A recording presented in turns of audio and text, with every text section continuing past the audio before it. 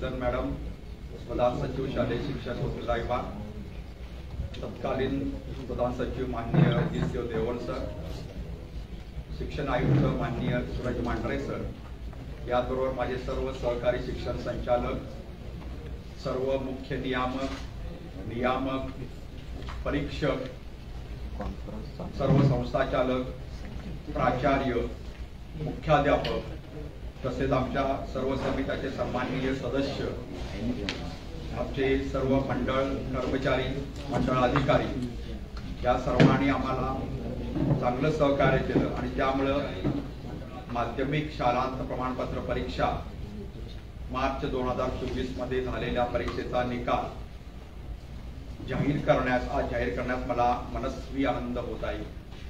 परीक्षेतील सर्व यशस्वी म्हणजे उत्तीर्ण झालेले विद्यार्थी त्यांचं मी खूप खूप अभिनंदन करतो। त्यांना मार्गदर्शन करणारे त्यांचे पालक, त्यांचे शिक्षक यांचं सुद्धा अभिनंदन करतो। त्याचबरोबर त्यांना पुढील भविष्यासाठी उत्तम प्रकारचं त्यांचं शैक्षणिक कारकीर्द अशी अपेक्षा व्यक्त करतो। त्याचबरोबर या परीक्षेमध्ये यशस्वी होऊ न शकलेल्या विद्यार्थ्यांनी सुद्धा नाउमेद न होता तिची पुरवणी परीक्षा जुलैमध्ये होणार आहे, त्या जुलैच्या परीक्षेला बसून त्यांनी पुन्हा यशस्वी व्हावं असं मी त्या विद्यार्थ्यांना आणि त्यांच्या पालकांना आणि त्यांच्या शिक्षकांना आवाहन करतो। या परीक्षेची प्रमुख वैशिष्ट्य आपल्याला माहीत आहे की दरवर्षी ही परीक्षा होत असताना आपण सर्व पेपरमध्ये 1 दिवसाचा खंड ठेवतो, ज्याच्यामुळे विद्यार्थ्यांच्या मनावर अभ्यासाचा ताण निर्माण होऊ नये। त्याचबरोबर या परीक्षेचे वेळापत्रक आपण 2/11/2023 रोजी म्हणजे 2 नोव्हेंबर 2023 रोजी आपण वेबसाईटवर जाहीर केलं होतं, मंडळाच्या वेबसाईटवर, जेणेकरून विद्यार्थ्यांना परीक्षेचं अभ्यासाचं नियोजन करता येईल आणि शिक्षकांना शिकवण्याचं नियोजन योग्य पद्धतीनं करता येईल। परीक्षेच्या कालावधीत अनेक विद्यार्थी नकारात्मक विचारांनी ग्रासलेले असतात व त्यांच्या मनावर परीक्षेचा प्रचंड ताण असतो।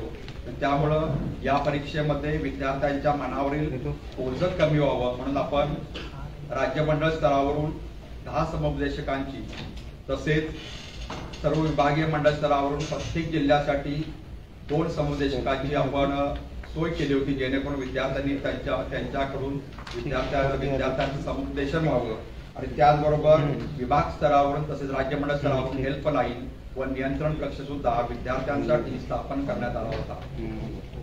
माध्यमिक शालांत प्रमाणपत्र परीक्षा 2024 ही 10वीची परीक्षा ही एकूण 72 विषयासाठी घेण्यात आली होती आणि यामध्ये एकूण 8 माध्यमातून म्हणजे मराठी, हिंदी, उर्दू, इंग्रजी, गुजराती, कन्नड, सिंधी आणि तेलुगू या 8 माध्यमातून विद्यार्थी या परीक्षेला प्रविष्ट झाले होते। मार्च 2024च्या परीक्षेमध्ये प्रथमच आपण प्रॅक्टिकलचे किंवा तोंडी परीक्षेचे मार्क हे OMR पद्धतीने न घेता आपण ऑनलाईन पद्धतीने पोर्टलवर घेण्यात आले होते, त्यामुळे आम्हाला हा निकाल लवकर जाहीर करण्यास मदत झालेली आहे। दरवर्षीप्रमाणे गैरमार्ग प्रतिबंधक उपाययोजना सुद्धा आपण केल्या होत्या, त्यामध्ये माननीय विभागीय आयुक्त, माननीय जिल्हाधिकारी, माननीय पोलीस अधीक्षक, माननीय मुख्य कार्यकारी अधिकारी तसेच शिक्षण विभागातील सर्व अधिकारी यांच्या सहकार्याने गैरमार्गाविरुद्ध लढा हे अभियान आपण राज्यभर राबवत आहोत। परीक्षा काळातील संभाव्य गैरप्रकारांना आळा घालण्यासाठी आपण 271 भरारी पथकं नेमली होती। काही ठिकाणी महिलांची विशेष भरारी पथकं होती, जेणेकरून मुलींची तपासणी करण्यात यावी। त्याचबरोबर प्रत्येक जिल्ह्यामध्ये माननीय जिल्हाधिकारी यांच्या अध्यक्षतेखाली दक्षता समिती नेमण्यात आली होती, म्हणजे परीक्षेमध्ये कोणताही गैरप्रकार उघडकीस आला तर त्याच्यावर तात्काळ उपाययोजना करण्यात यावा। त्याचबरोबर आमचे माननीय मंडळ सदस्य तसेच शासकीय अधिकारी, अन्य शासकीय अधिकारी यांनी सुद्धा या परीक्षेच्या काळात या परीक्षा केंद्रांना भेटी दिल्या होत्या। त्याचबरोबर परीक्षेसाठी नियुक्त केलेले परिरक्षक, सहाय्यक परिरक्षक म्हणजे रनर, जे कस्टडीपासून केंद्रापर्यंत प्रश्नपत्रिका घेऊन जातात आणि उत्तरपत्रिका परत घेऊन येतात, हे रनर हे या परीक्षेसाठी नियुक्त केले होते। त्यांना व्हिडिओ शूटिंग जबाबदारी दिली होती, त्यांचं GPS लोकेशन ऑन ठेवण्यात आलं होतं, जेणेकरून ते कुठे जातात, किती वेळात पोहोचतात आणि कशा प्रकारे ते नियंत्रण करतात या प्रकारे आपण त्यांचं सोय केली होती। त्याचबरोबर दरवर्षीप्रमाणे म्हणजे मागच्या वर्षीपासून आपण जे सुरू केलं होतं की परीक्षेच्या नियमित कालावधीनंतर 10 मिनिटं प्रत्येक पेपरसाठी विद्यार्थ्यांना वाढवून देण्यात आली होती।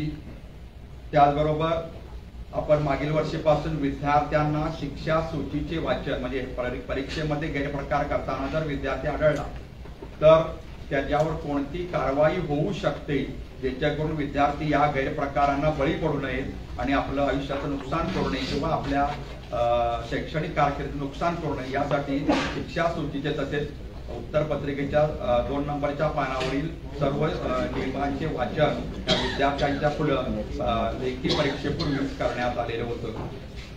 या निकालाची ठळक वैशिष्ट्ये: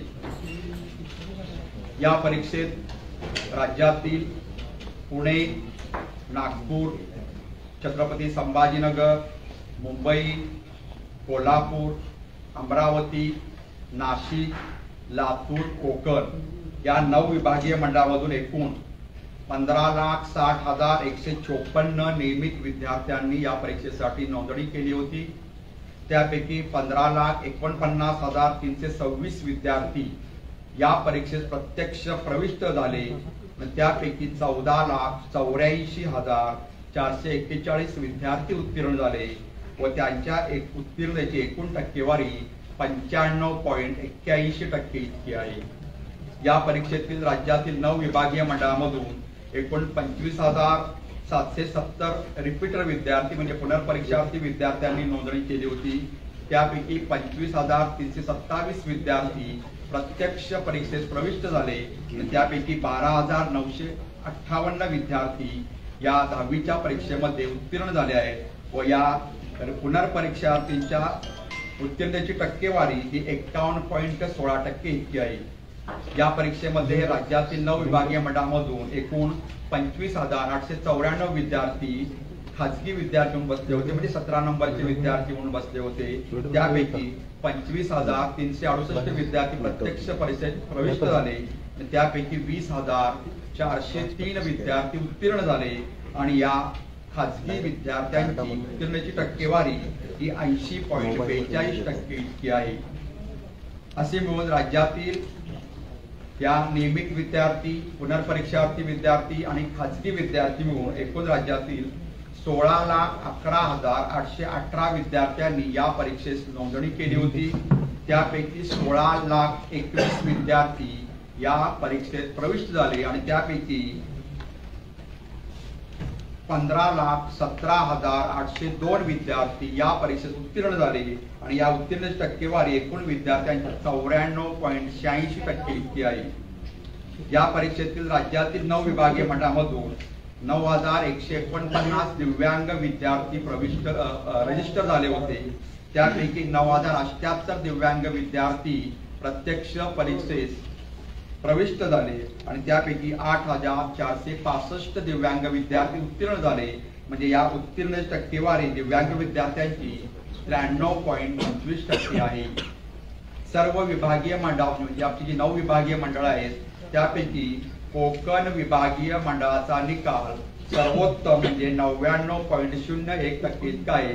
जे दरवर्षीप्रमाणे याही वर्षी कोकण विभागीय मंडळाने बाजी मारलेली आहे. तर तुलनेने सर्वात कमी निकाल नागपूर विभागाचा आहे आणि तो निकाल 94.73% इतका आहे. सर्व विभागीय मंडळातून नियमित मुलींच्या उत्तीर्णतेची टक्केवारी ही 97.21% इतकी असून मुलांची टक्केवारी उत्तीर्णतेची टक्केवारी 94.56% इतकी आहे. म्हणजे मुलींच्या निकाल हा मुलांच्या निकालापेक्षा 2.65% जास्त आहे. म्हणजे नेहमीप्रमाणे मुलांपेक्षा मुलींनी या परीक्षेत बाजी मारलेली आहे. एकूण 72 विषयापैकी 18 विषयाचा निकाल 100% लागलेला आहे. आता ह्या निकालाचं जर गुणांकन पाहिले म्हणजे निकालाचं मेरिट तर या उत्तीर्ण विद्यार्थ्यांपैकी नियमित जे उत्तीर्ण विद्यार्थी झाले त्यामध्ये 5,58,021 विद्यार्थी विशेष प्रावीण्यासह प्रथम श्रेणी उत्तीर्ण झाले म्हणजे त्यांना 75% किंवा त्याच्यापेक्षा जास्त गुण मिळाले आहेत.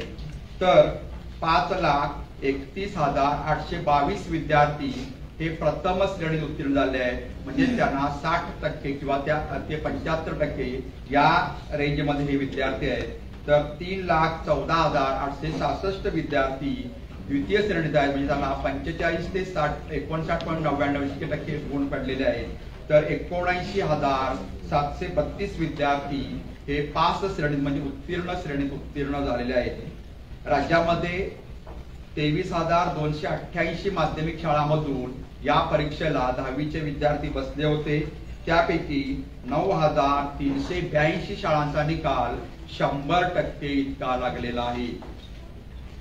जर मागच्या वर्षीच्या किंवा मागच्या 4-5 वर्षीच्या निकालाचा विचार केला तर गत वर्षीपेक्षा म्हणजे मार्च 2023चा निकाल हा 93.83% इतका होता. तर मार्च 2024चा निकाल 95.81% इतका आहे. म्हणजे गत वर्षीपेक्षा या वर्षीचा निकाल 1.98% इतका जादा आहे. म्हणजे 1.98% इतका निकाल आपण जादा आहे. त्यामुळं या विद्यार्थ्यांचं पुन्हा एकदा मी अभिनंदन करतो. या विद्यार्थ्यांना म्हणजे जे विद्यार्थी काही ठराविक पारितोषिक आपल्याकडे असतात त्यांना ते पारितोषिक दिले जातात. विशेष गरजा असलेल्या विद्यार्थ्यांसाठी आपण दिव्यांग विद्यार्थ्यांसाठी शासन निर्णयाप्रमाणे त्यांना योग्य त्या सवलती दिल्या आहेत आणि त्याप्रमाणे त्यांना गुण दिलेले आहेत. आपल्याला कला, क्रीडा, एनसीसी, स्काउट गाईड यामध्ये 1,78,865 विद्यार्थ्यांना अतिरिक्त गुण देण्यात आले. त्यामध्ये कला असतील, क्रीडा असतील, एनसीसी, स्काउट गाईड या विषयामध्ये ज्यामध्ये ज्या विद्यार्थ्याला जास्त म्हणजे एखादा विद्यार्थी 2पेक्षा किंवा 2पेक्षा जास्त यामध्ये सहभागी असेल तर ज्यामध्ये जास्त गुण त्याला मिळाले ते गुण याला 100%च्या अधीन राहून त्याला दिलेले आहेत. आपल्याला माहित आहे की आपण श्रेणी सुधार किंवा गुण सुधार योजना आपण डिक्लेअर केली आहे. यामध्ये मला प्रामुख्याने सांगावं असं वाटतं की अनेक विद्यार्थ्यांना, अनेक पालकांना, अनेक शिक्षकांना अजून माहित नाही. जर एखादा विद्यार्थी 10वी किंवा 12वीच्या परीक्षेत पास जरी झाला असला तरी सुद्धा त्याला श्रेणी वाढवण्यासाठी, गुण वाढवण्यासाठी किंवा एखाद्या ग्रुपमधील गुण वाढवण्यासाठी त्याला पूर्ण, जर एक विद्यार्थी पूर्ण विषयात पास झाला, सर्व विषयात पास झाला असेल तर त्याला पुन्हा आपण श्रेणी सुधार किंवा गुण सुधार योजनेसाठी विद्यार्थी बसू शकतो. आणि या दोन संधी म्हणजे आता मार्च 2024 ची परीक्षा झाली तर जुलै 2024 आणि मार्च 2025 या दोन परीक्षेमध्ये विद्यार्थी पुन्हा त्याला गुण वाढीसाठी बसू शकतो. हे प्रामुख्याने आपण सर्वांना अवगत करावे आणि त्याचा प्रचार करावा जेणेकरून विद्यार्थ्याला जर माहीत नसले तर त्याला त्याचा फायदा होईल. आता हे सहा विषयांची आपण परीक्षा घेतो पण 10वीचे गुण देताना आपण बेस्ट ऑफ 5 या पद्धतीने ज्या 5 विषयात त्या विद्यार्थ्याला सर्वोत्तम मार्क पडलाय त्या 5 विषयांची एकूण बेरीज करतो आणि 500 पैकी आपण गुण म्हणजे बेस्ट ऑफ 5 प्रमाणे त्याची टक्केवारी आपण देतो. माध्यमिक शाळा प्रमाणपत्र परीक्षा 10वी साठी आपण एटीकेटी सुविधा निर्माण केलेली आहे. जे एखादा विद्यार्थी 1 किंवा 2 विषयात जरी यशस्वी झाला नसला म्हणजे अनुत्तीर्ण झाला असला तरी सुद्धा त्या विद्यार्थ्याला 11वीला ऍडमिशन आता लगेच जून जुलै मध्ये मिळू शकतं आणि त्यानं 11वीचा निकाल लागण्या अगोदर या 2 विषयाचे म्हणजे 1 किंवा 2 विषयात ज्या विषयात जो यशस्वी होऊ शकत नाही त्या विषयाची त्यानं पास व्हायचा आहे तोपर्यंत आणि त्या विद्यार्थ्याचा अशा प्रकारे वर्ष आपण वाया घालवू देत नाही. आणि या पद्धतीनं यावर्षी 26,745 विद्यार्थ्यांना एटीकेटी या सुविधेचा लाभ दिलेला आहे.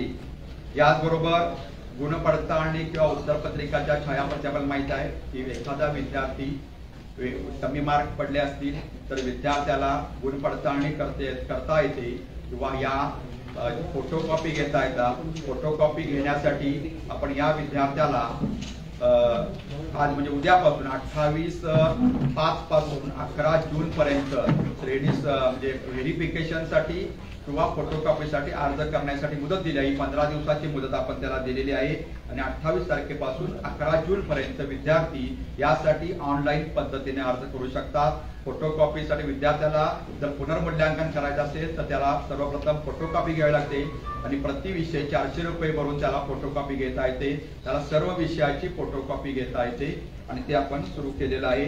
आणि एखाद्या विद्यार्थ्याने पहिल्यांदा 2 विषयाची फोटोकॉपी घेतली आणि नंतर त्याला वाटलं की आणखी सगळ्याच विषय 4 विषय पाहिजे तर त्या पद्धतीनं विद्यार्थ्याला 15 दिवसात या 6 विषयाची फोटोकॉपी विद्यार्थ्याला घेण्याची सोय आपण या वर्षीपासून 12वीला आणि 10वीला सुरू केलेली आहे. यापूर्वी आपण फक्त एकदाच त्याला संधी देत होतो. आता आपण त्यानं 6 वेळा 6 विषयाची घेतली तरी चालते किंवा एकाच वेळी 6 विषयाची घेतली तरी चालते किंवा त्याला ज्या पद्धती पाहिजे त्याप्रमाणे त्याला वाटलं की आपल्याला नाही आपल्या या परीक्षा या विषयामध्ये सुद्धा मार्क कमी तर आपल्याला पुन्हा एकदा फोटोकॉपी घ्यायची आहे तर त्या पद्धतीनं विद्यार्थ्याला ती फोटोकॉपी घेता येते. विद्यार्थ्यानं फोटोकॉपी घेतल्यानंतर विद्यार्थ्याला त्याची फोटोकॉपी कधी मिळणार आहे ते आपण त्या डिव्हिजन मार्फत त्याला SMS द्वारे कळतो. ही फोटोकॉपी विद्यार्थ्याला रजिस्टर पोस्टाने हस्त पोस्ट किंवा ऑनलाईन पद्धतीने त्याच्या मेलवर सुद्धा दिली जाते. या परीक्षेमध्ये उत्तीर्ण झालेल्या विद्यार्थ्यांना यशस्वी झालेल्या विद्यार्थ्यांना मी शुभेच्छा देतो, त्यांच्या पालकांना शुभेच्छा देतो, त्यांच्या शिक्षकांना शुभेच्छा देतो. आणि पुन्हा एकदा जे विद्यार्थी यशस्वी होऊ शकलेले नाही त्यांनी नाउमेद न होता जुलैच्या परीक्षेमध्ये त्यांनी सहभागी व्हावं म्हणजे परीक्षेत बसावं आणि आपलं पुढील कारकीर्द यशस्वी करावी असे मी त्यांना शुभेच्छा देतो. आणि याप्रमाणे या सर्व विद्यार्थ्यांना पुन्हा एकदा शुभेच्छा देतो. त्याचबरोबर आता निकालाची सर्वसाधारण माहिती बघितली दरवर्षीप्रमाणे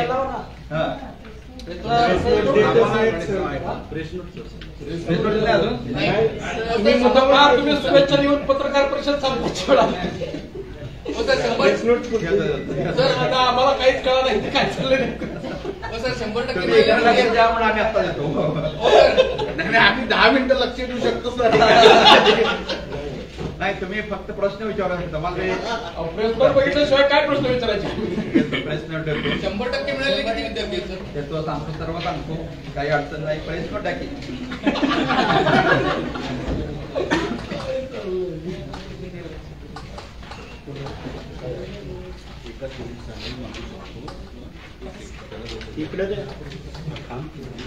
नियमित विद्यार्थ्यांचा निकाल आपण सांगितलं 95.81% लागलेला आहे. त्यानंतर नियमित जे खासगी विद्यार्थी आहेत म्हणजे 17 नंबरने बसलेले विद्यार्थी आहेत त्यांचा निकाल 80.42% इतका आहे. रिपीटर विद्यार्थ्यांचा निकाल 51.56% इतका आहे. आणि सर्व मिळून नियमित खासगी पुनर्परीक्षा सर्व मिळून आपल्याकडं एकूण विद्यार्थी होते 16,11,818 यांनी रजिस्ट्रेशन केलं होतं. जी नोंदणी केली होती त्यापैकी 16,21,000 विद्यार्थी प्रत्यक्ष परीक्षेत प्रवेश झाले आणि त्यापैकी 15,17,802 विद्यार्थी उत्तीर्ण झाले. म्हणजे एकूण विद्यार्थी उत्तीर्ण झालेली संख्या म्हणजे टक्केवारी बघितलं 94.86% आहे. तर नियमित विद्यार्थी ज्यांचा आपण निकाल पब्लिश करतो मुख्यत्वे करून त्यांचा निकाल 95.81% इतका आहे. जर डिव्हिजन न्याय जर आपण क्रमांक बघितले तर दरवर्षीप्रमाणे यावर्षी सुद्धा कोकण डिव्हिजन बोर्डाने कोकण विभागीय मंडळाने बाजी मारली आहे. कोकण बोर्डाचा निकाल 99.01% इतका आहे आणि राज्यामध्ये कोकण क्रमांक 1 वर आहे. 2 नंबरला आहे कोल्हापूर डिव्हिजन 97.45%. 3 नंबरला आहे पुणे डिव्हिजन 96.44%. 4 नंबरला आहे मुंबई डिव्हिजन 95.83%. 5 नंबरला आहे अमरावती डिव्हिजन 95.58%. 6 नंबरला आहे नाशिक 95.28%.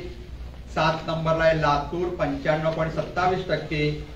8 नंबरला आहे छत्रपती संभाजीनगर 95.19%. 9 नंबरला आहे नागपूर 94.73%. जर आपण यामध्ये 0% ते 100%चा विचार केला तर 0%च्या शाळा 0% निकाल लागलेल्या शाळा राज्यामध्ये एकूण 38 शाळा आहेत. डिव्हिजन न्याय जर बघितलं तर पुणे डिव्हिजन मध्ये 6 शाळा आहेत. नागपूर डिव्हिजन मध्ये 5 शाळा आहेत. छत्रपती संभाजीनगर डिव्हिजन मध्ये 5 शाळा आहेत. मुंबई डिव्हिजन मध्ये 5 शाळा आहेत. कोल्हापूर डिव्हिजन मध्ये 1 शाळा आहे. अमरावती डिव्हिजन मध्ये 7 शाळा आहेत. नाशिक डिव्हिजन मध्ये 3 शाळा आहेत. लातूर डिव्हिजन मध्ये 6 शाळा आहेत आणि कोकण डिव्हिजन मध्ये अशी कोणतीही शाळा नाही तिचा निकाल 0% लागलेला आहे. अशा एकूण राज्यात 38 शाळा आहेत त्यांचा निकाल 0% लागलेला आहे. त्याच्या विरोधात चांगली बाजू म्हणजे 100% निकाल लागलेल्या शाळांची जर संख्या आपण डिव्हिजन न्याय घ्यायची घेतली तर राज्यामध्ये मी सांगितलं त्याप्रमाणे 9,382 शाळा आहेत की ज्या शाळांचा निकाल 100% लागलेला आहे. त्यामध्ये पुणे डिव्हिजन मध्ये 1542 शाळा, नागपूर डिव्हिजन मध्ये 1007 शाळा, पुण्यामध्ये 1542, नागपूरमध्ये 1007 शाळा, छत्रपती संभाजीनगर 840 शाळा, मुंबई डिव्हिजन मध्ये 1533 शाळा, कोल्हापूर डिव्हिजन मध्ये 1270 शाळा, अमरावती डिव्हिजन मध्ये 1063 शाळा, नाशिक डिव्हिजन मध्ये 1006 शाळा, लातूर डिव्हिजन मध्ये 608 शाळा, कोकण डिव्हिजन मध्ये 513 शाळा, त्या 9382 शाळा आहेत की ज्यांचा निकाल 100% लागलेला आहे. आणि आपल्याकडे एकूण शाळा रजिस्टर झाल्या होत्या 23,288, म्हणजे जवळजवळ 40.29% शाळांचा निकाल हा 100% लागलेला आहे. तर 0% 38 शाळा आहेत, त्याचे पर्सेंटेज बद्दल 0.16%, 0.16%. आता आपण डिव्हिजन वाईज शाळा सांगितल्या. आता 90% आणि अबाव ह्या जर शाळा बघितल्या, 90% पेक्षा जास्त शाळा, तर विद्यार्थी 90% पेक्षा जास्त विद्यार्थी असणारे विद्यार्थी बघा, 81,991 विद्यार्थी असे आहेत की ज्यांचे गुण 90% किंवा त्यापेक्षा जास्त आहेत. 81,991. त्यानंतर 85 ते 90% मध्ये 1,28,772 विद्यार्थी आहेत की ज्यांचे गुण 85% ते 90% या दरम्यान आहेत. 1,28,772. 80 ते 85% गुण असलेला विद्यार्थी 1,66,396. 1,66,396. 75 ते 80% मध्ये 1,82,033. 75 ते 80 मध्ये 1,82,033. 70 ते 75% मध्ये 1,83,849. 1,83,849 विद्यार्थ्यांचे गुण आहेत. ते 70 ते 75% दरम्यान आहेत. 65 ते 70% मध्ये 1,75,456. 65 ते 70 मध्ये 1,75,456. 60 ते 65 मध्ये 1,78,194. 60 ते 65 मध्ये 1,78,194. 45 ते 60 मध्ये 3,24,279. 3,24,279.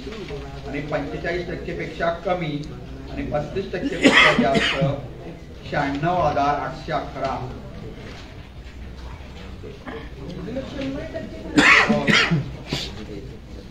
100% गुण मिळालेले विद्यार्थी राज्यामध्ये 187 आहेत ज्यांना 100% गुण मिळाले. परंतु 100% गुण मिळाले सर्व विद्यार्थी हे अतिरिक्त गुण घेऊन त्यांना 100% गुण मिळालेले आहेत. म्हणजे कला, क्रीडा, एनसीसी, स्काउट गाईड हे मिळून 100% आहेत. कुठलाही विद्यार्थी पूर्णपणे थेरी परीक्षेमध्ये किंवा आपल्या परीक्षेमध्ये 100% अतिरिक्त गुण मिळून 100% झाला. असे 187 विद्यार्थी आहेत. त्याची डिव्हिजन न्याय मी संख्या सांगतो. पुणे डिव्हिजन मध्ये 10 विद्यार्थी आहेत. नागपूर डिव्हिजन मध्ये 1 विद्यार्थी आहे. छत्रपती संभाजीनगर मध्ये 32 विद्यार्थी आहेत. मुंबई मध्ये 8 विद्यार्थी आहेत. कोल्हापूर डिव्हिजन मध्ये 3 विद्यार्थी आहेत. अमरावती डिव्हिजन मध्ये 7 विद्यार्थी आहेत. नाशिक डिव्हिजन मध्ये असा कोणताही विद्यार्थी नाही ज्याला 100% गुण मिळालेले आहेत. लातूर डिव्हिजन मध्ये 123 विद्यार्थ्यांना 100% गुण मिळालेले आहेत. अमरावतीमध्ये किती? अमरावतीमध्ये 7, नाशिक मध्ये 0, लातूर मध्ये 123 आणि कोकण मध्ये 3 विद्यार्थी आहेत. असे 187 विद्यार्थी आहेत ज्यांना 100% गुण प्राप्त झालेले आहेत. या विद्यार्थ्यांचे पुन्हा एकदा मनपूर्वक अभिनंदन. एटीकेटीचा एकदा प्रत्येकासाठी कसा आहे तो नियम आणि कधीपासून हा नियम? एटीकेटीचा हा नियम असा आहे की 10वीच्या परीक्षेला जर एकूण 6 विषय असतात त्यापैकी विद्यार्थी 1 किंवा 2 विषयात यशस्वी होऊ शकला नाही, म्हणजे 35 गुण त्याला मिळू शकले नाही, तर अशा विद्यार्थ्यांना आपण एटीकेटी म्हणतो, अलाउ टू कीप टर्म, म्हणजे पुढच्या 11वीला त्याला ऍडमिशन देतो. असे 26,743 विद्यार्थी राज्यामध्ये आहेत. त्या दरम्यान काय केलं 26,000 समथिंग 26,745 विद्यार्थी असे एटीकेटी वाले आहेत. त्या विद्यार्थ्यांना आपण 11वीला ऍडमिशन देतो. आणि ह्या विद्यार्थ्यांनी 11वीला असताना ज्यावेळी आमची जुलैची परीक्षा होती किंवा पुढच्या मार्चची परीक्षा होती, ते जे विषय त्यात 1 किंवा 2 विषय राहिलेले आहेत त्यांनी ते विषय पुन्हा प्रविष्ट व्हायचा आहे आणि त्यांनी ते पास व्हायचं आहे. जर हे 1 किंवा 2 विषय त्या विद्यार्थी राहिलेले सुटले तर त्या विद्यार्थ्यांचा आपण 11वीचा निकाल जाहीर करतो, अन्यथा त्या विद्यार्थ्यांचा 11वीचा निकाल जाहीर करत नाही, असा तो निकष आहे. आणि हा साधारणतः एटीकेटीचा कधीपासून आला 2016 पासून एटीकेटीचा निकष राज्यामध्ये लागू करण्यात आलेला आहे. आता आपले जे अतिरिक्त गुण पडलेले आहेत तर प्रामुख्याने यावर्षी आपल्याला सांगूच वाटतं, यापूर्वी 186 संस्था होत्या की ज्याचे आपण अतिरिक्त गुण द्यायचं. यावर्षी कला संचालनालयाने 110 संस्था त्यातून कमी केल्या आणि फक्त 76 संस्थांनाच यावर्षी अतिरिक्त 76 संस्थांचे ज्या काही परीक्षा आहेत त्या संस्थांच्या परीक्षा आहेत त्याच परीक्षांना आपण अतिरिक्त गुण दिले आहेत. कारण त्याप्रमाणे शासनानं आणि कला संचालनानं आम्हाला कळवलेलं आहे. त्याप्रमाणे एकूण 1,78,865 विद्यार्थ्यांना आपण अतिरिक्त गुण दिलेले आहेत त्यांच्या त्या क्षेत्रामध्ये. त्यामध्ये क्लासिकल डान्स म्हणजे शास्त्रीय नृत्यामध्ये 1589 विद्यार्थी आहेत. शास्त्रीय नृत्य 1589. क्लासिकल वोकल म्हणजे शास्त्रीय गायन 2940. शास्त्रीय गायन 2940. क्लासिकल इन्स्ट्रुमेंटल शास्त्रीय वादन 1151. लोककला 11,311. लोककला 11,311. नाट्य 7 विद्यार्थ्यांना अतिरिक्त गुण मिळाले नाट्यमध्ये 7. चित्रकलेमध्ये मात्र 1,28,199 विद्यार्थ्यांना अतिरिक्त गुण मिळालेले आहेत. 1,28,199. आणि क्रीडामध्ये 32,963 विद्यार्थ्यांना अतिरिक्त गुण मिळालेले आहेत. एनसीसी मध्ये 24 विद्यार्थ्यांना अतिरिक्त गुण मिळालेले आहेत एनसीसी मधून. आणि स्काउट गाईड मधून 674 विद्यार्थ्यांना अतिरिक्त गुण मिळालेले आहेत. असे एकूण 1,78,865 विद्यार्थ्यांना अतिरिक्त गुण देण्यात आले आहेत. आता एटीकेटी मी सांगितलं 26,785 विद्यार्थ्यांना एटीकेटी मिळालेली आहे. तर 65,238 हे विद्यार्थी पुनर्परीक्षेसाठी पात्र ठरलेले आहेत, म्हणजे ते यशस्वी होऊ शकलेले नाहीत. 65,238. आपण अनुत्तीर्ण हा शेरा बंद केलेला आहे 10वीच्या गुणपत्रकावर. 10वी किंवा 12वी. आता जे 22 प्रकार दिव्यांगाचे आहेत त्यामध्ये आपण सांगितलं 9,149 विद्यार्थी रजिस्टर झाले होते. त्यापैकी 9,078 विद्यार्थी प्रत्यक्ष परीक्षेत प्रविष्ट झाले. त्यापैकी 8,465 विद्यार्थी यशस्वी झाले आणि त्यांचा निकाल 93.25% इतका आहे. तर या पद्धतीनं या निकालाची टक्केवारी आहे. एकूण जिल्ह्यांचा विचार करता सर्वात जास्त निकाल हा सिंधुदुर्ग जिल्ह्याचा 99.35% इतका आहे. राज्यातील एकूण जिल्ह्याचा विचार केला तर सिंधुदुर्ग जिल्ह्याचा निकाल 99.35 इतका सर्वात जास्त आहे. 100% सांगितलं 187 विद्यार्थी राज्यामध्ये 100% विद्यार्थी गुण पडलेले 187 विद्यार्थी. 35 वाले 35% कोणी विद्यार्थी नाही आहे. सर्वात कमी म्हणजे तुलनेने कमी, कारण निकाल 95.81% आहे. त्यामुळे सर्वात सर जिल्हा कुठला कमी आहे तर साधारणतः जिल्ह्याचा विचार केला वर्धाचा तुलनेने कमी आहे 92.02% 92.02% तुलनेने कमी आहे. निकाल इकडे तिकडे 1-2% होत असतो. तुलनेने कमी वर्धा जिल्ह्याचा आहे आणि तुलनेने जास्त सिंधुदुर्ग जिल्ह्याचा 99.35% इतका आहे. आणि सिंधुदुर्ग हे नवीन कोकण डिव्हिजन झाल्यापासून पहिल्यापासून सिंधुदुर्ग जिल्हा सतत आघाडीवर असतो पहिल्यापासून राज्यामध्ये. या परीक्षेतील गैरप्रकार जर बघितले आपण तर 16,21,000 विद्यार्थी जे प्रविष्ट झाले होते त्यापैकी तोतेही गेले म्हणजे डमी विद्यार्थी 2 प्रकरणं होती. एक पुणे डिव्हिजन मध्ये होतं तर एक मुंबई डिव्हिजन मध्ये होतं. रेग्युलर ज्या कॉपी केस आहेत त्या 145 होत्या. त्यामध्ये Pune 19, regular copy cases 145, Pune 19, Nagpur 16, Chhatrapati Sambhajinagar 86, Mumbai Kolhapur आणि मुंबई आणि कोल्हापूर नील होते म्हणजे कुठलेही कॉपी प्रकार प्रत्यक्ष परीक्षक आढळले नाहीत. अमरावती डिव्हिजन मध्ये 7, नाशिक डिव्हिजन मध्ये 6, लातूर डिव्हिजन मध्ये 10 आणि कोकण डिव्हिजन मध्ये 1 असे 145 कॉपी प्रकार आढळले. आणि इतर म्हणजे प्रत्यक्ष परीक्षा झाल्यानंतर म्हणजे काहीतरी आक्षेपार्ह लिखाण करणे, विनंती करणे किंवा धमकी देणे किंवा उत्तर पत्रिकेचं पान पाडणे यासारखे 152 प्रकार झाले. असे एकूण 299 प्रकार कॉपी केसेसचे होते. 299. सर सातत्यानं कोकण विभाग जर आपण बघितलं गेले एक 4-5 वर्ष असतील किंवा त्याही पूर्वी असतील तर वैशिष्ट्य काय राहिलेलं आहे? कारण की तिथे एक म्हणजे आणि इकडे जर विदर्भ बघितला तर हा वातावरणाचा परिणाम असू शकतो की नेमकं काय? नाही, कोकणमध्ये मी सुद्धा प्रत्यक्ष काम केलेलं आहे. कोकणमध्ये गुणवत्ता पहिल्यापासून चांगलीच आहे आणि त्याचबरोबर कोकण डिव्हिजन मध्ये बसणारे रत्नागिरी आणि सिंधुदुर्ग गुणवत्ता चांगली आहे. त्याचबरोबर तिथं बसणारे विद्यार्थ्यांची संख्या सुद्धा कमी आहे. कारण 2 जिल्हे येतात, रत्नागिरी सिंधुदुर्ग. आणि राज्यामध्ये पहिल्यापासून सिंधुदुर्ग रत्नागिरी हे जिल्हे गुणवत्तेच्या दृष्टीने आघाडीवर आहेत. तिथं असणारे साक्षरतेचं प्रमाण, तिथं असणार वातावरणाची निर्मिती ही अतिशय चांगल्या पद्धतीने आहे. त्यामुळे कोकण डिव्हिजन सातत्यानं एकूण 9 डिव्हिजन मंडळामध्ये सातत्याने प्रथम क्रमांकावर आहे. आणि तिथे शिक्षकांची मानसिकता, विद्यार्थ्यांची मानसिकता, लोकांची मानसिकता ही सुद्धा गुणवत्तेपूर्ण आहे. आणि गुणवत्तापूर्ण शिक्षण असल्यामुळे म्हणजे तुलनेने गुणवत्तापूर्ण शिक्षण, त्यामुळे विद्यार्थ्यांची संख्या कमी आहे आणि त्यामुळे विद्यार्थी चांगल्या पद्धतीने शिकतो.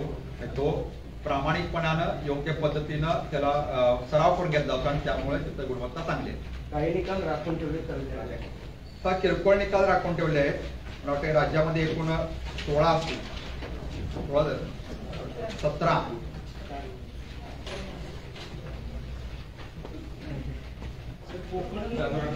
17 विद्यार्थी रिझर्व आहेत. त्यामध्ये पुणे डिव्हिजनला 1, नागपूर डिव्हिजनला 1, मुंबई डिव्हिजन मध्ये 14 आणि नाशिक डिव्हिजनला 1 असे 17 निकाल राखीव ठेवलेले आहेत.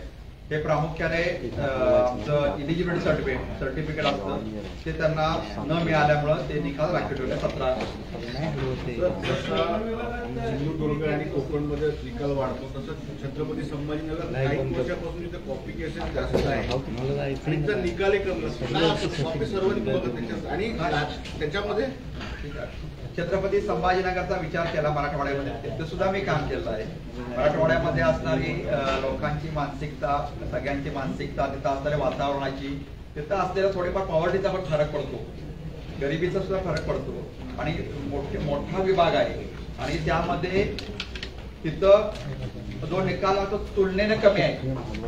ठीक आहे, तुलनेने कमी आहे. खरं एकंदर विचार करता तो या लेवललाच आहे. म्हणजे साधारणतः 94% निकाल असेल यावर्षी छत्रपती संभाजीनगरचा. त्या तुलनेने तो निकाल 95.19 फार कमी असं पण म्हणता येईल. 95.81% आपला निकाल आहे. तुलनेने कमी 95.19 म्हणजे फार कमी आहे असं काय म्हणता येणार नाही. सरासरी त्या लेवलला आहे. कॉपी प्रकरण सर्वाधिक असतं काय ते त्याला काही दिलं नाही. त्यामध्ये त्याचं असं वाटतं की आम्हीच काउन्सिलिंग करायला कमी पडतो, सिस्टीम कमी पडते. आम्ही ज्या पद्धतीने काउन्सिलिंग करायला आपण करतो परत त्यामध्ये आणखी आम्हाला प्रगती करायला पाहिजे आणि त्या पद्धतीनं त्या विद्यार्थ्यांचं किंवा पालकांचं शिक्षकांचं विश्लेषण करणे आवश्यक आहे.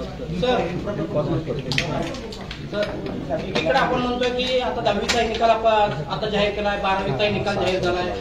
दोन्ही निकालामध्ये पाहिलं तर राज्य मंडळाच्या विद्यार्थ्यांना प्रचंड गुण आहेत, परंतु तुलनात्मक दृष्ट्या ज्यावेळी आता MST CET ची आन्सर की आलेली आहे, जेई परीक्षा, जेई ऍडव्हान्स, नीट या परीक्षांमध्ये मात्र हे राज्य मंडळाचे विद्यार्थी कुठेही चमकलेले दिसत नाही. मग हा नेमका काय फरक पडतो? नाही, असं आपल्याला म्हणता येणार नाही की MSCET तर राज्य मंडळाच्या विद्यार्थ्यांसाठी प्रामुख्याने परीक्षा आहे आणि जेई ऍडव्हान्स मध्ये सुद्धा किंवा नीट मध्ये सुद्धा राज्य मंडळाचे अनेक विद्यार्थी चमकतात. जर तुम्ही बघितलं लातूरचं शाहू कॉलेज जर बघितलं त्यातले 70 विद्यार्थी नीट मध्ये राज्यामध्ये सर्वात जास्त विद्यार्थी लातूरच्या शाहू कॉलेज असतात, सर्वात जास्त विद्यार्थी. त्यामुळे राज्य मंडळाचे विद्यार्थी चमकत नाही असं मला म्हणता येणार नाही. ते विद्यार्थी चमकतात आणि ते विद्यार्थी प्रामुख्याने नीट जेईचाच अभ्यास करतात, आपल्या सर्वांना माहित आहे. त्यामुळं आपण जे म्हणता की त्याबरोबर ठीक आहे, काही वेळा NCERTचा अभ्यासक्रम हा नॅशनल लेवलची जे एक्झाम असते म्हणजे नेट किंवा जेईला, त्याचा NCERTचा प्रामुख्याने सर्व अभ्यासक्रम असतो. आपला सुद्धा अभ्यासक्रम त्याच लेवलचा आहे, परंतु 11वी 12वीचा दोन्हीचा वर्षाचा मिळून अभ्यासक्रम हा नीट आणि जेईला असतो आणि विद्यार्थी आता आपण जो निकाल लावतो हा फक्त 12वीचा निकाल लावतो. त्यामुळं नेट आणि जेईला हा तुलनेने टफ आहे आणि त्याप्रमाणे राष्ट्रीय लेवलची परीक्षा असल्यामुळे त्यामध्ये विभाजन होणार आहे. त्यामध्ये सुद्धा महाराष्ट्राचे किंवा राज्यमंडळाचे विद्यार्थी समजतात असा आमचा ठाम विश्वास आहे. सर, आपण निकाल 10वीचा निकाल लवकर लावलाय, 12वीचा निकाल लवकर लावलाय, पण त्या तुलनेने पुरवणी परीक्षा आपण जुलै ऑगस्ट मध्येच घेतो की अलीकडे घेण्यासंदर्भात काही विचार? निश्चितपणे आपण अलीकडे घेतो. मागच्या वर्षी आपण 22 जुलैला परीक्षा सुरू केली होती, यावर्षी आपण 16 जुलैपासून परीक्षा सुरू करतो. आपण 27 तारखेपासून आम्ही आजपासून ऑनलाईन पद्धतीने 12वीचे अप्लिकेशन घ्यायला सुरुवात केली आहे. तसं 31 तारखेपासून 10वीचं अप्लिकेशन घ्यायला फेर परीक्षेची किंवा पुरवणी परीक्षेची आपण घ्यायला सुरुवात करणार आहोत. त्यानंतर 12वीचे गुणपत्रक आम्ही 3 जूनला त्या शाळेमध्ये वितरित करणार. 12वीचे 3 जूनला त्या शाळेमध्ये दुपारी 3 वाजता. सर, माध्यम निकाल केलाय का? माध्यम न्याय नाही, मराठी इंग्रजी वगैरे माध्यम न्याय निकाल नसतो आमच्याकडे, कारण काही माध्यमाचे कमी विद्यार्थी असतात, तमिळ असेल. म्हणजे जास्त त्यांचं तरी दे, म्हणजे जास्त त्यांचं तरी दे. जास्त आपले मराठीचेच आहेत, मराठी माध्यमाचे किंवा इंग्रजी माध्यमाचे. किती आहेत त्यांचं काय? तसं आपलं माध्यम न्याय निकाल आम्ही कधी तयार करतो. आम्ही माध्यमामध्ये भेद निर्माण करत नाही. निकाल तयार करा म्हणजे भांडणाचा आपण आता ठीक आहे. सर्वांना धन्यवाद. आपल्या सर्वांच्या सहकार्यामुळे यावर्षी आपण राज्य मंडळाच्या इतिहासात प्रथमच मे मध्ये 10वीचा निकाल जाहीर झालेला आहे. 1975 गेल्या वर्षी 2 जूनला होता, आता आपण 27 मेला जाहीर केला आहे. आणि आपल्या सर्वांच्या सहकार्याने, आपल्या सर्वांच्या नियोजनामुळे, आपल्याला सर्वांनी सहकार्य केल्यामुळे आमचे नियामक असतील, परीक्षक असतील, मुख्य नियामक असतील, शिक्षक संघटना असतील किंवा आमचे मंडळाचे प्रामुख्याने आमचे मंडळ आणि मंडळातील अधिकारी यांनी परिश्रम घेऊन हा निकाल आपण मे मध्ये जारी केला. जेणेकरून पुढील शैक्षणिक वर्ष मंडळ स्थापन झाल्यापासून 75 पासून म्हणजे 10वीची परीक्षा ज्यावेळी आपण 10वी म्हणून घेतो, बोर्ड म्हणून 10वी मॅट्रिकची परीक्षा पूर्वी 11वी होती. 1975 पासून आपण 10वी सुरू केली. त्यामध्ये सर्वात पहिल्यांदाच आपण 10वीचा निकाल हा ऑनलाईन पद्धतीने मे मध्ये जाहीर करतो. इथून पुढे सर वेळेतच सगळं त्याच पद्धतीने आता प्रथा पडेल आणि त्याप्रमाणे होत जाईल. पुढच्या वेळी मी असं मी सांगू शकत नाही. मार्कलिस्ट 12वीचं मार्कलिस्ट 3 जूनला आपण देतोय विद्यार्थ्यांना. प्रत्यक्ष वितरण करतो कॉलेजमध्ये, कनिष्ठ महाविद्यालयामध्ये दुपारी 3 नंतर. 10वी संदर्भात आम्ही सेपरेट नोट देऊ आणि त्यानंतर आम्ही आपल्याला सांगू. ते 2दा परीक्षा जर करायला आता ऑलरेडी 2दा परीक्षा आहेत आपली. नाही, याच स्ट्रीम म्हणजे बरोबर आपण ते नियोजन करतोय की पुढच्या वर्षीला परीक्षा लवकर घेऊन त्याप्रमाणे ही पुढची पुरवणी परीक्षा लवकर घेता येते. याप्रमाणे आम्ही पॉलिसी मॅटर आहे, आपल्याला सगळ्यांची चर्चा करावं लागेल. कारण या कालावधीमध्ये म्हणजे कुठं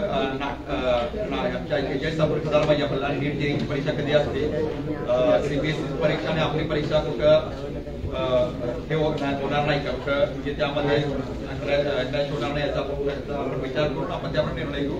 कारण हा निर्णय घेताना आम्ही लवकरच घेऊ जून जुलैमध्ये, कारण वर्षाच्या सुरुवातीलाच त्याप्रमाणे नियोजन करावे लागेल आम्हाला.